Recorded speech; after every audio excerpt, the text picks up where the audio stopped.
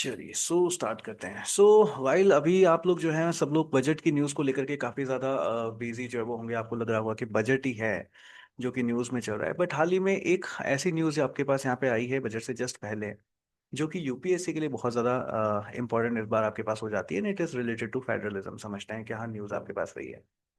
तो यहाँ पर सीएम साहब ने, कर्नाटका के सीएम साहब ने जो है आपके पास एक कैंपेन लॉन्च किया है जिसको बोला जाता है fair share and stronger federalism campaign. Yes, ये आप देख सकते हो कब की न्यूज़ है, 2016 की आपके पास, सॉरी 2026 जनवरी, जब जनवरी 31 2026 की आपके पास ये न्यूज़ है।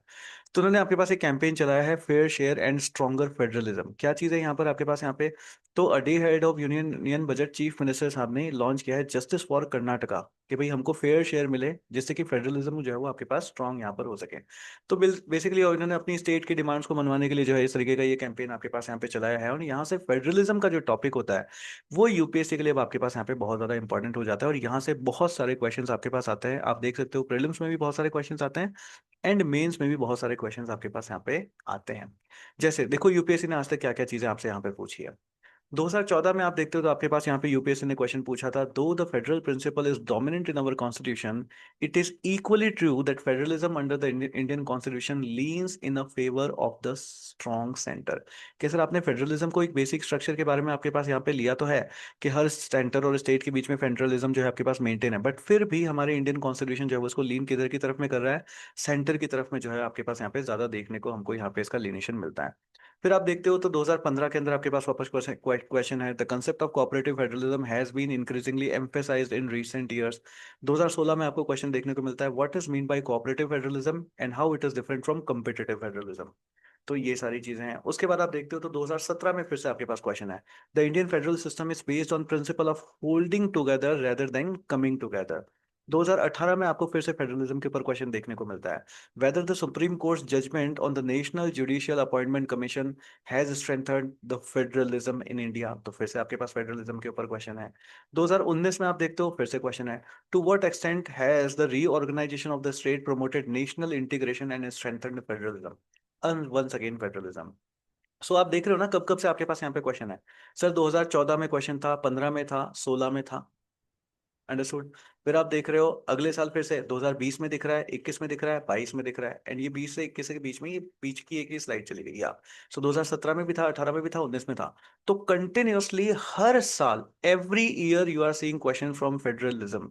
यस, 2021-22 में आपके पास यहाँ पे क्वेश्चन देखिए। 2020 में क्या क्वेश्चन आ रखा है? The strength, yes let's see.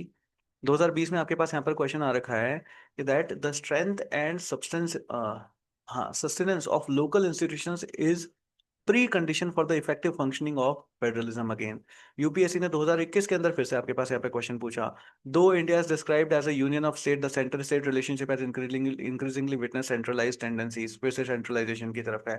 Then 2022 में आपके पास वापस क्वेश्चन है इंटर स्टेट वाटर डिस्प्यूट्स को आपके पास यहाँ पे लेकर के। एंड 2023 में भी आपको यहाँ पे क्वेश्चन देखने को मिलता है। 2023 में पूछा गया था, the finance commission plays a crucial role in maintaining fiscal federalism in India.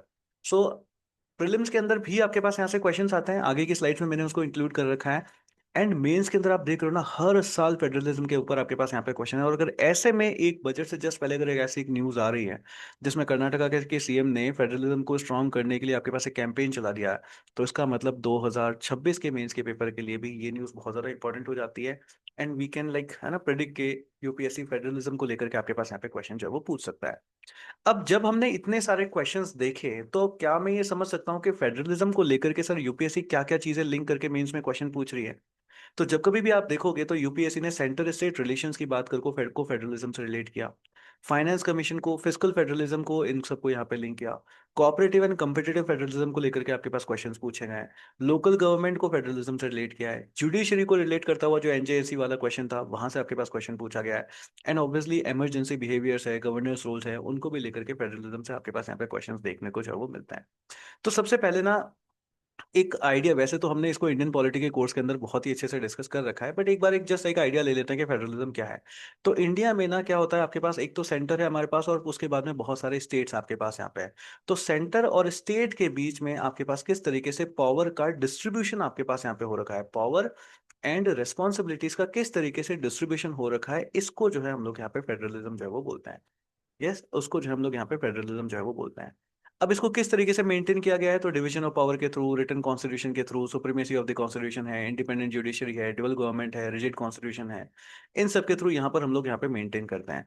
In total में अगर आप देखते हो तो तीन तरीके का फेडरलिज्म हमको देखने को मिलता है। एक आपके पास होता है जिसको बोलते हैं holding together type of federation, एक आपके पास होता है जिसको बोलते हैं coming together type of federalism, और एक आपके पास होता है असिमेट्रिकल फेडरलिज्म।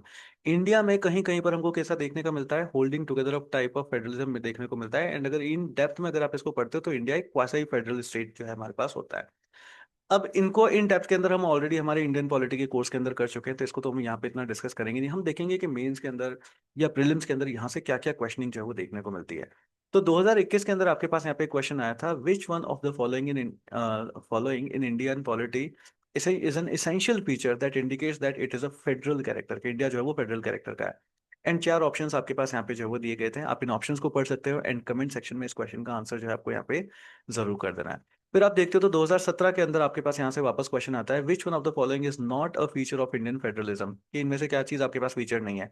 इंडिपेंडेंट जुडिशरी इसका फीचर नहीं है, या power has been clearly divided between the centre and the states का फीचर नहीं है। The federating unit have been given equal like unequal representation in the Rajya Sabha, ये है। It is the result of an agreement जो है, ये चीज आपके पास है। यस, तो इसका आंसर भी अगर आपको नहीं आ रहा है तो आप हमारे इंडियन पॉलिटी का कोर्स देख सकते हैं, या फिर वहां से जो है इसका आंसर आपको यहाँ पे मिल जाता है। अब उसके बाद मेंस के हम आंसर्स प्रिपेयर करते हैं कि सर इतने सारे क्वेश्चंस पूछे गए तो इनके आंसर्स हमारे पास क्या क्या होंगे, इनको समझने की कोशिश करते हैं। तो सबसे पहले आपसे क्वेश्चन पूछा गया, though India is described as a union of state, the centre state relationship have increasingly witness centralising tendencies. इसको हमको यहाँ पे क्रिटिकली एग्जामाइन करना है। तो एक बार ब्लैंक स्क्रीन के ऊपर चलते हैं और ब्लैंक स्क्रीन के ऊपर समझने की कोशिश करते हैं कि सर ये किस तरीके से आपके पास यहाँ पे हुई है। Let's understand. तो देखो, सबसे पहले तो ना हमको ये चीज समझनी है कि सर इंडिया को ना हमने यूनियन ऑफ स्टेट कहाँ से बोला। इंडिया को यूनियन ऑफ स्टेट जो हम लोग यहाँ पे कहाँ से बोलते हैं। तो अगर आप लोगों ने सॉरी इंडियन पॉलिटी जिन जिन लोगों ने पढ़ रखी होगा, आपको पता होगा कि इंडियन कॉन्स्टिट्यूशन का जो आर्टिकल नंबर 1 है, इट स्टेट्स क्लियरली कि इंडिया क्या है, India is a union of state. यहां से हमको पता चलता है। तो इस तरीके से हम उसको इंट्रोड्यूस करेंगे कि इंडिया को यूनियन ऑफ स्टेट कैसे बता रहे हैं हम लोग, कि इंडियन कॉन्स्टिट्यूशन का जो आर्टिकल 1 है वो हमको बताता है कि इंडिया क्या है, इंडिया आपके पास यहाँ पे एक यूनियन ऑफ स्टेट आपके पास यहाँ पे है। अब फेडरलिज्म जो हमारे पास है, वो फेडरलिज्म क्या होता है सर, फेडरलिज्म हमारे बेसिक स्ट्रक्चर के अंदर आता है।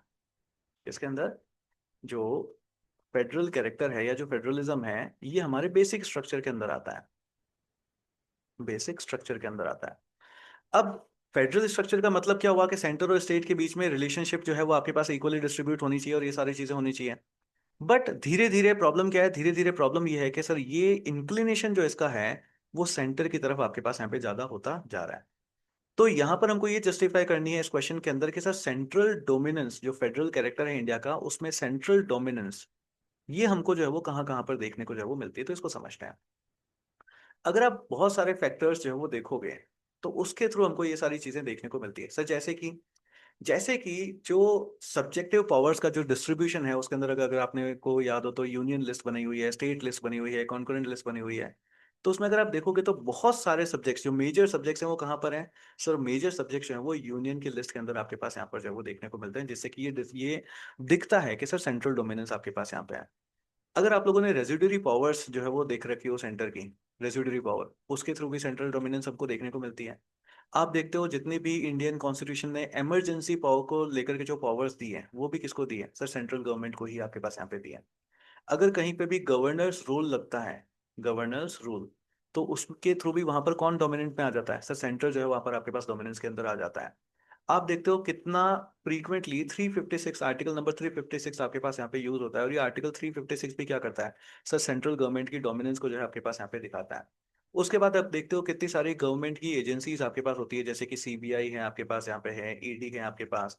ये सब भी क्या करती है, ये सब भी सर एक्चुअल में अगर आप देखोगे तो सेंट्रल कंट्रोल को एक्सपैंड करती है ओवर स्टेट के ऊपर। तो इसके थ्रू भी हम यहाँ पे कह सकते हैं कि हाँ सर, सेंट्रल डोमिनेंस जो है आपके पास यहाँ पे जो है चल रही है। एंड एक मेजर, अगर आप लोगों को पता हो तो ऑर्डिनेंस मेकिंग पावर्स, ये ऑर्डिनेंस मेकिंग पावर भी क्या है कि सर ये पूरे ओवरऑल जो हमारे फेडरल स्ट्रक्चर है उसको सेंटर की तरफ इंक्लाइन जो है वो ज्यादा करते हुए हमको यहाँ पे देखने को मिलती है। उसके बाद अगर आप यहाँ पे देखोगे तो फिस्कल जो सेंट्रलाइजेशन है इंडिया में, फिस्कल सेंट्रलाइजेशन, इसको भी हमको हमारे मेंस के आंसर में जरूर कोट करना है। कि फिजिकल सेंट्रलाइजेशन जो है ये भी आपके पास यहाँ पे इंटेंसिफाई हो गया है। इंटेंसिफाई कैसे हुआ, क्या वर्ड यूज करना है कि ये इंटेंसिफाई हो गया है। फिजिकल सेंट्रलाइजेशन इंटेंसिफाई जो है आपके पास यहाँ पे हो गया। अब देखो ये इंटेंसिफाई कैसे हुआ। तो पहले के टाइम में अगर आप देखोगे तो सारा का सारा रेवेन्यू वगैरह जो है स्टेट जो है ज्यादा रेवेन्यू आपके पास यहाँ पे कलेक्ट करता था, पर धीरे धीरे अगर आप देखते हो तो मेजर रेवेन्यू रिसोर्सेज जितने भी हैं, मेजर रेवेन्यू रिसोर्सेज जहां से मेजर रेवेन्यू आपके पास आता है, उन सब का कंट्रोल धीरे धीरे अगर आप देखते हो तो सेंट्रल गवर्नमेंट ने जो है वो अपने हाथ में आपके पास यहाँ पर जो है वो ले लिया। एंड वहां पे स्टेट की रेस्पॉन्सिबिलिटी कितनी आती है, स्टेट की रेस्पॉन्सिबिलिटी यहाँ पर सिर्फ और सिर्फ एक्सपेंडिचर को लेकर के है, जबकि जो रेवेन्यू कलेक्शन की रेस्पॉन्सिबिलिटी है या रेवेन्यू कलेक्शन का जो बेनिफिट है वो पूरा का पूरा सेंट्रल गवर्नमेंट को आपको यहाँ पर जो है वो देखने को मिलता है। इवन अगर आप यहाँ पर जीएसटी की बात करते हो तो जीएसटी में भी आपके पास जो कोऑपरेटिव फेडरलिज्म था, यस, इसका एम तो क्या था कि सर हमको कोऑपरेटिव फेडरलिज्म लेकर के आना है। जब जीएसटी लाया गया तो उसका एम क्या था कि हमको कोऑपरेटिव फेडरलिज्म जो है वो लेकर के आना है। बट धीरे धीरे अगर हम यहाँ पे देखेंगे तो हुआ क्या है सर, धीरे धीरे में इस जीएसटी के चलते स्टेट की जो टैक्सेशन पावर थी वो कैसी हो गई, वो लिमिटेड हो गई।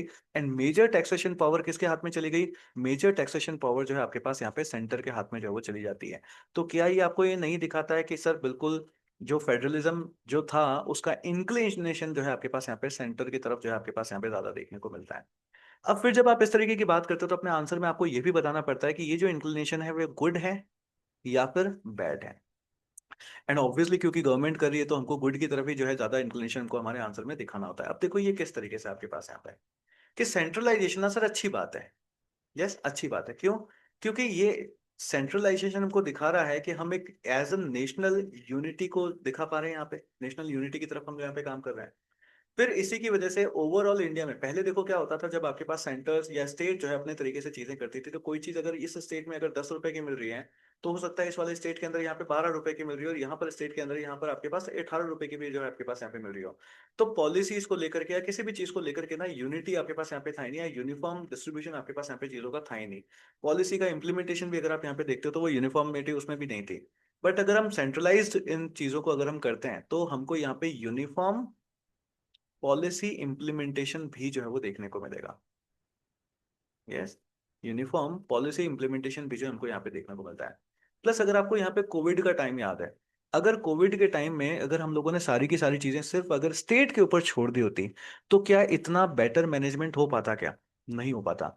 तो कोविड का इतना बेटर मैनेजमेंट, इतना अच्छे से मैनेजमेंट हमारे पास इंडिया में क्यों हो पाया, क्योंकि सेंट्रलाइज रोल, सेंट्रल गवर्नमेंट ने अपना रोल समझा था। एंड वहां से चीजों को जो है आपके पास यहाँ पे कंट्रोल जो है वो किया गया था। तो इस वजह से क्राइसिस मैनेजमेंट में भी अगर सेंट्रलाइजेशन अगर आपके पास यहाँ पर हो रहा है, फेडरलिज्म स्ट्रक्चर में भी we are inclining toward centralism, है ना, सेंट्रलाइजेशन, तो सर क्राइसिस मैनेजमेंट में भी क्या है, ये एक बहुत ही अच्छी चीज जो है हमको यहाँ पे देखने को मिलती है। आप देखते हो उसके बाद ऐसा नहीं है कि भाई हम बिल्कुल सेंट्रलाइजेशन की तरफ ही जा रहे हैं, स्टेट के बारे में ध्यान रखा ही नहीं जा रहा। नीति आयोग वगैरह जो आपके पास है ये कंटिन्यूअसली यही कोशिश करते हैं कि भाई किस तरीके से आपके पास फेडरल स्ट्रक्चर को जो है वो मेंटेन किया जाए एंड स्टेट को ज्यादा से ज्यादा जो है बेनिफिट आपके पास यहाँ पे मिले।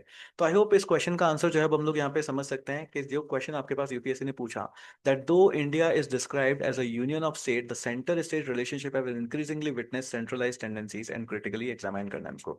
अब आप देखो कि जितने भी दूसरे क्वेश्चंस पूछे गए ना, इसी क्वेश्चन की जस्ट लैंग्वेज बदल दीजिए, बाकी सारे क्वेश्चंस यही हैं। तो अगर हमने इस क्वेश्चन का आंसर प्रिपेयर कर लिया तो हम बहुत सारे दूसरे क्वेश्चंस के आंसर भी कर सकते हैं। सो आई होप अब आप समझ सकते हैं that Indian constitution describes India as a union of state article 1 के through, indicating a federal structure with a strong center while federalism remains a basic structure. Centre state relation जो है have increasingly displayed a centralised tendency. And please ध्यान रखना, obviously हमको इसका answer yes करना है, yes yes में कि हाँ ऐसा बिल्कुल जो है आपके पास है। कॉन्स्टिट्यूशनली अगर हम देखें द सेंट्रल एंजॉयज डोमिनेंस किसके थ्रू, यूनियन लिस्ट के थ्रू, रेसिड्यूरी पावर के थ्रू, इमरजेंसी प्रोविजंस है, गवर्नर्स रोल आपको देखने को मिलता है। आर्टिकल 356 जब भी आपके पास यहाँ पे यूज में आता है तो सेंटर आपके पास पावर में आ जाता है। सेंट्रल एजेंसीज के थ्रू भी सेंटर क्या करता है, अपने पावर को यहाँ पे एक्सपैंड करने की कोशिश जो है वो करता है। फिर हम लोगों ने फिजिकल सेंट्रलाइजेशन की तरफ हमने देखा था, उसमें हमने जीएसटी का रोल अभी हम लोगों ने जो है यहाँ पे समझा कि सर मेजर रेवेन्यू के जो रिसोर्सेज है उनको भी क्या कर रखा है, सेंटर ने जो है वो अपने हाथ में यहाँ पर ले रखा है। देन हम लोगों ने देखा कि सेंट्रलाइजेशन ना सर जस्टिफाइड भी है। यस, अब देखो आपके पास ना यहाँ पे इसी क्वेश्चन से ये क्वेश्चन भी बन जाता है कि फेडरलिज्म में अगर सेंट्रल लीनियंट सॉरी टिल्टिंग अगर आपके पास यहाँ पे हो रही है या सेंट्रलाइजिंग हो रहा है तो ये अच्छा है या बुरा है। अगर अच्छा है में अगर आपको आंसर लिखना है तो देखो आप यहाँ से कोट कर सकते हैं इसको, that centralisation is also justified. ये जस्टिफाइड है सर, अच्छी बात है। क्यों? क्योंकि इससे नेशनल यूनिटी आपके पास यहाँ पे आती है, यूनिफॉर्म पॉलिसी इंप्लीमेंटेशन आपके पास आता है, एंड क्राइसिस मैनेजमेंट को और बेहतर तरीके से जो है वो किया जा सकता है आपके पास यहाँ पे। बट देर आर इंस्टीट्यूशंस जो कि आपके पास फेडरल स्ट्रक्चर को मेंटेन करने के लिए भी यहाँ पर ध्यान दे रहे हैं, जैसे कि फाइनेंस कमीशन आपके पास है, इंडियन स्टेट काउंसिल है, नीति आयोग आपके पास यहाँ पे है। तो ये सब भी जो है आपके पास इन सब का ध्यान जो है वो रखता है। तो ये हमारे पास इस क्वेश्चन का जो है एक आपके पास आंसर हो जाता है। फिर आपके पास क्वेश्चन आता है, what do you mean by cooperative federalism and how it is different from competitive federalism. अब देखो कोऑपरेटिव फेडरलिज्म आपके पास यहाँ पे क्या होता है। तो ये दोनों ही आपके पास यहाँ पे अलग अलग चीजें हैं। कोऑपरेटिव फेडरलिज्म तो आपके पास यहाँ पे क्या होता है, जब हम बात करते हैं कि सर स्टेट और सेंटर ना एक साथ मिल करके काम कर रहे हैं, एक दूसरे के लिए क्या कर रहे हैं, कि सर स्टेट और सेंटर दोनों ही एक दूसरे के साथ मिल करके काम करते हैं, तो उसको तो हम लोग बोलते हैं कोऑपरेटिव फेडरलिज्म। वहीं पे कॉम्पिटिटिव फेडरलिज्म क्या हो जाता है आपके पास, जब आपने देखा होगा ना कई बार के सर बजट में किसी स्टेट को डिफरेंट अलोकेशंस मिला, किसी स्टेट को डिफरेंट अलोकेशंस मिला। अब ये अलोकेशन कैसा मिलता है sir, based on their performance, based on their performance, कि उन्होंने किस तरीके का परफॉर्म किया डेमोग्राफिकली, एंड हम लोगों ने इकोनॉमी के कोर्स के अंदर इसको देख रखा है।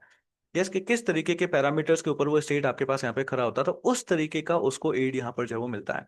तो state to compete with each other, ये क्या करता है, स्टेट्स को compete करने के लिए आपके पास यहाँ पे ना एनकरेज करता है, ताकि वहाँ पे बेटर डेवलपमेंट्स आपके पास हो सके, उनको बेटर इन्वेस्टमेंट्स आपके पास यहाँ पे मिल सके, ताकि वो अच्छा गुड गवर्नेंस आपके पास यहाँ पे कर सके, एंड पब्लिक सर्विसेज को जो है वो बेटर तरीके से डिलीवर कर सके। तो उसके लिए आपके पास यहाँ पे कंपेटिटिव फेडरलिज्म जो है वो देखने को मिलता है। सो आई होप ये चीज समझ आई, cooperative federalism and competitive federalism किसको बोलते हैं। Now what are the features of cooperative federalism, के सर म्यूचुअल कंसल्टेशन यहाँ पर होता है, पार्टनरशिप के थ्रू चीजें होती है, शेयर्ड रेस्पॉन्सिबिलिटीज रखी जाती है, एंड यहाँ पर कंसेंसस एंड कोऑपरेशन के ऊपर जो है वो ज्यादा ध्यान दिया जाता है। इसके एग्जांपल्स क्या क्या है, तो जीएसटी काउंसिल है, फाइनेंस कमीशन है, इंटरस्टेट काउंसिल है आपके पास, या जो सेंट्रली स्पॉन्सर्ड स्कीम्स आपके पास यहाँ पे होती है, ये भी आपके पास इसका एग्जांपल होता है। डिजास्टर मैनेजमेंट और पैंडेमिक रिस्पॉन्स के अंदर तो जो है ऑब्वियसली ये कोऑपरेटिव फेडरलिज्म हमको हमेशा देखने को जो है मिलता ही है। वहीं पे अगर मैं कॉम्पिटेटिव फेडरलिज्म की बात करूं, तो what will be its feature, के सर परफॉर्मेंस बेस्ड इंसेंटिव्स आपके पास यहाँ पे दिए जाते हैं। Ranking and benchmarking of the state, कि अगर किसी स्टेट ने जैसे मान लो सर एक टैक्स का अच्छा कलेक्शन आपके पास यहाँ पे किया है, तो फिर ऑब्वियसली वहां पे क्या है सर, इंसेंटिव्स भी आपके पास यहाँ पे दिए जाते हैं। इसके एग्जांपल्स क्या है, कि सर स्टेट की रैंकिंग करी जाती है on the base of using ease of doing business है, या कैसे वो सस्टेनेबल डेवलपमेंट गोल्स को आपके पास यहाँ पे मैनेज कर रहा है या नहीं कर रहा। नीति आयोग इस तरीके के इंडेसेस को लेकर के आपके पास रिपोर्ट्स बार बार आपने देखा होगा निकालती रहती है। देन आपके पास यहाँ पे एफडीआई आपके पास है, स्टार्टअप्स हैं, इंडस्ट्रीज हैं। यस, ये भी एक कम्पिटिटिव फेडरलिज्म को आपके पास यहाँ पे प्रमोट करते हैं, and fiscal discipline through outcomes based funding, ये भी चीज आपके पास यहाँ पे जो है वो होती है। इसकी हेल्प से हम लोग क्या करते हैं सर, एक एफिशिएंसी को मेंटेन करते हैं, कि हमारे यहाँ पर फेडरल स्ट्रक्चर जो है वो मेंटेन रहे। सो आई होप आपको ये समझ आया होगा कि कोऑपरेटिव फेडरलिज्म और कम्पिटिटिव फेडरलिज्म के अंदर क्या चीज है, और इन दोनों के बीच में जो डिफरेंस है आप इसको यहाँ से जो है सीख सकते हैं। सो ये चीज हमेशा याद रखनी है कि सर कॉपरेशन विदाउट कंपटीशन ये क्या है, it will lead to inefficiency. तो इसका मतलब हमारे पास ना कोऑपरेटिव फेडरलिज्म भी होना चाहिए, एंड साथ के साथ में कॉम्पिटिटिव फेडरलिज्म भी होना चाहिए। मान लो जैसे अगर आपसे यूपीएससी पूछ लेते विच वन इज बेटर, या हमको किसकी तरफ ज्यादा जाना चाहिए, तो देर इज नथिंग कॉल्ड कि सर किसी की तरफ ज्यादा जाना चाहिए, हमारे पास दोनों ही बैलेंस फॉर्मेट के अंदर होने चाहिए। Yes, India must have cooperative federalism as well as competitive federalism. फिर नेक्स्ट क्या है, that competition without cooperation will deepen regional disparity आ जाएगी। So India need cooperative and competitive federalism both, के हमको जो है वो इन दोनों की आपके पास यहाँ पे जरूरत है। सो या सो आप यहाँ पर यूपीएससी की प्रिपरेशन हमारे साथ यहाँ पे कर सकते हैं। लाइव क्लासेस हमारे पास यहाँ पे टोटली फ्री होती हैं। लाइव क्लासेस डेली रात को जूम प्लेटफॉर्म के ऊपर रात को 10 बजे होती हैं, एंड इनकी जो रिकॉर्डिंग्स होती है वो हमारी इस वेबसाइट www.sunillakhavat.com के ऊपर यहाँ पे आपको मिल जाती है। आप चाहते हैं तो यहाँ पर आप इंडिविजुअल कोर्सेज भी कर सकते हैं। जैसे देखिए, अगर आप लाइव ज्वाइन करना चाहें तो लाइव तो टोटली फ्री आप हमारे साथ यहाँ पे प्रिपेयर कर सकते हैं, but if you can not, like कि सर लाइव नहीं देखा जाता, टाइम परमिट नहीं करता, या what ever be the reasons, तो आप इन कोर्सेज को जो है यहाँ पर इंडिविजुअली भी एक्सेस कर सकते हैं बाय पेइंग ₹799। आपको इस वेबसाइट के ऊपर जाना है, एंड देन आप इंडिविजुअल कोर्स को ले सकते हो, जिसमें एक कोर्स का एक्सेस आपको 1 ईयर के लिए जो है आपको यहाँ पे मिल जाता है। एंड देन कि नहीं सर मेरे को तो सारे के सारे कोर्सेज आपसे ही करने हैं, देन आप यहाँ पे मेंबरशिप का प्लान ले सकते हैं। मेंबरशिप आपके पास 3 तरीके से मिलती है, monthly, quarterly and yearly. And obviously yearly जो है आपके पास यहाँ पे बहुत ही कॉस्ट इफेक्टिव प्लान जो आपके पास होता है, जिसके अंदर आपको जीएस पेपर 1 से लेकर के 4 तक के सारे कोर्सेज का एक्सेस जो है वो मिल जाता है। अब देखिए, इसके बाद आपके पास यहाँ पे क्वेश्चन पूछा जाता है कि sir inter state water dispute जो होते हैं, यस, ये आपके सामने एक चैलेंज है किसकी तरफ, कोऑपरेटिव फेडरलिज्म की तरफ। एंड इसको एग्जामाइन करने के लिए आपके पास यहाँ पे क्वेश्चन पूछा गया। अब देखो, inter state state water dispute, वैसे तो देखते हैं कि सर जो वाटर होता है ना, वाटर, ये किसके पास आता है? ये स्टेट के पास आपके पास आता है। सो अगर आप इस क्वेश्चन के आंसर को समझो तो क्या है कि सर वाटर जो है ये स्टेट का सब्जेक्ट आपके पास यहाँ पे होता है। बट बात, प्रॉब्लम कहाँ पे है? प्रॉब्लम है कि सर जब वो रिवर जो होती है ना, वो इंटर स्टेट फ्लो करती है। अब इंटर स्टेट की जब बात आती है तो वहां पर वो मैटर किसके हाथ में चला जाता है? वहां पर सर वो मैटर आपके पास यहाँ पे सेंटर के हाथ में जो वो चला जाता है। एंड ऑब्वियसली एक स्टेट जो है वो अपने रिसोर्सेज के ऊपर सेंटर का कंट्रोल, यस, अगर अब सेंटर तो जब सोचेगा तो वो दोनों के बारे में ही सोचेगा, बट ऑब्वियसली रिवर के एक्सेस से, या रिवर एज एन रिसोर्स अगर आप यहाँ पे देखा जाओ, और अगर आपको उसका ये रेस्पॉन्सिबिलिटी है, सॉरी, उन रिसोर्सेज को अगर शेयर करना पड़ जाए दूसरे स्टेट के साथ में, तो कई बार क्या होता है, यहाँ पे डिस्प्यूट्स अराइज हो जाते हैं। और जब ये डिस्प्यूट अराइज होते हैं तो कोऑपरेटिव फेडरलिज्म के ऊपर आपके पास यहाँ पे क्वेश्चन जो है वो देखने को मिल जाता है। बहुत सारे ऐसे डिस्प्यूट्स हैं आपके पास, जैसे कावेरी का डिस्प्यूट को आप देख सकते हो, कृष्णा के, रवि ब्यास हैं, यस, इन सारे रिवर डिस्प्यूट्स को आप यहाँ पे देख सकते हो। तो वैसे तो आर्टिकल 262 जो है आपके पास यहाँ पे एक inter state tribal river water dispute act अभी आपके पास यहाँ पर है 1956 में, जो आपके पास यहाँ पर निकाला गया था, जिसके थ्रू एक लीगल फ्रेमवर्क है कि भाई अब ट्रिब्यूनल्स आपके पास बनाए जाते हैं और इन सबको जो है आपके पास यहाँ पे मेंटेन जो है वो किया जाता है। बट ऑब्वियसली सर क्या ये एक चैलेंज है क्या? Yes, the answer is yes. कि हाँ सर, बिल्कुल जो है ये आपके पास यहाँ पे चैलेंजेस है। सो कॉम्पिटिटिव इलेक्टोरल पॉलिटिक्स जो आपके पास होती है, क्लाइमेट चेंज है, इंड्यूस वाटर स्ट्रेस है, it is rising demands for irrigation in urban and use the further intensified conflicts. States often approach courts, इसके लिए कोर्ट्स में वो चले जाते हैं to resort to public agitation instead of negotiating settlements, के sir settlement तो वो नहीं करते हैं, और वो कोर्ट में आपके पास यहाँ पे जो है चले जाते हैं। और इसकी वजह से होता क्या है सर? इसकी वजह से जो फेडरल कोऑपरेशन की जो स्पिरिट है वो कैसी हो जाती है? वो आपके पास यहाँ पर वीक जो है आपके पास यहाँ पे हो जाती है। तो करना क्या चाहिए सर? करना तो बहुत ही सिंपल है सर, कि परमानेंट ट्रिब्यूनल्स आपके पास यहाँ पे बनी हुई है, उसके थ्रू आप यहाँ पे सॉल्यूशन लें, या फिर इंटर स्टेट काउंसिल्स बनाई जाए एंड उसके थ्रू जो है आपके पास यहाँ पे सॉल्यूशंस दिए जाएं। तो इस तरीके का आंसर जो हम लोगों को यहाँ पे करना होता है। सो आई होप ये वीडियो आप लोगों को काफी पसंद आया होगा। एंड फेडरलिज्म एक बहुत ही इंपॉर्टेंट टॉपिक है, एंड क्योंकि अगर इस बार आपके पास यहाँ पे न्यूज में रहा है बजट से जस्ट पहले, तो देर इज हाई पॉसिबिलिटी कि आपके पास यहाँ पे जो है वो यूपीएससी में इसको लेकर के जो है वो क्वेश्चन आपके पास आए। सो अगर इस वीडियो से आपकी अपनी यूपीएससी की प्रिपरेशन में अगर आपको 1% भी क्लैरिटी मिली है इस कंसेप्ट को लेकर के, या हाउ वी शुड के सर करंट अफेयर्स को हम लोग जो है वो किस तरीके से क्वेश्चन से रिलेट करें, एंड कौन से करंट अफेयर्स हमारे पास यहाँ पे इंपॉर्टेंट है यूपीएससी के लिए, तो अगर इस तरीके की क्लैरिटी मिली है तो आपको इस वीडियो को जरूर लाइक करना है, शेयर करना है अपने फ्रेंड्स के साथ, एंड कमेंट सेक्शन में आपको अपना फीडबैक जो है वो जरूर देना है। So thank you so much and see you all in the next video.